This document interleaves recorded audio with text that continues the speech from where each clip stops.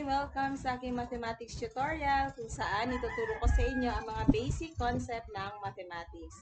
For today's session, mag-graph pa rin tayo ng linear equations in two variables. Kaya lang, ito pangalawang way on how to graph linear equations. So, sa pangalawang paraan, gagamit tayo ng intercepts.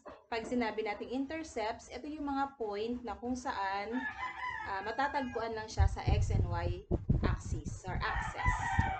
So, let's have x plus y is equal to 5. Gamit tayo ng x-intercept. Kapag x-intercept ang gagamitin, we let y equal to 0.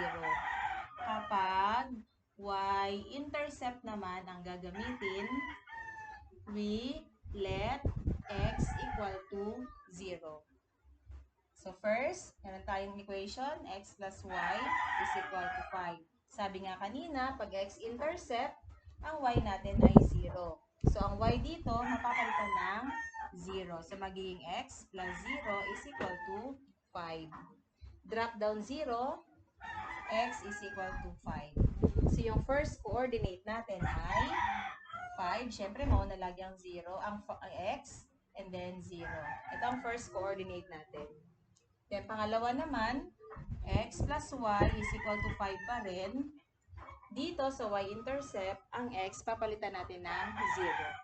So, x magiging 0 plus y is equal to 5. Drop down 0, y is equal to 5. Ang ating pangalawang coordinate ay, syempre, mauna ang x, 0 and 5. Ngayon, pwede na natin siyang graph.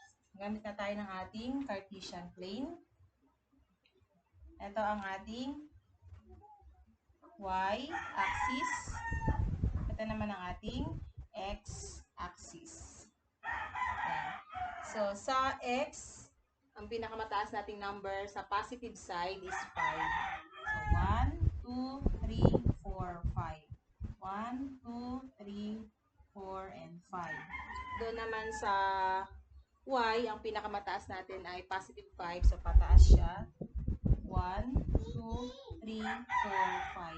1, 2, 3, 4, 5. So, kapag i-graph natin, syempre yung first coordinate natin, 5, 0. So, 5 si x, from 0, going to the right side siya kasi 5. So, nandito lang siya. So, x-intercept, nandito siya sa x-axis matatagpuan. Next, yung coordinate natin is 0, 5. 0 si x. Ang 5 is y going up. So, nandito naman ang pangalawang coordinate. So, y-intercept, ibig sabihin, sa y-axis siya matatagpuan. Ito ay si 0, 5. Ito naman ay si 5, 0. Now, pwede na natin i-connect ang kanilang points by drawing a line. So, same pa rin yan. Ang kanilang line o yung kanilang graph is a straight line. So, kagandahan lang dito sa x and y intercept, dalawa lang yung solution mo. Hindi kagaya doon sa table of values of x and y, marami kang solution depende sa given na set of values of x. So, dito dalawa lang talaga siya. Isa para kay x-intercept, isa naman para kay y-intercept.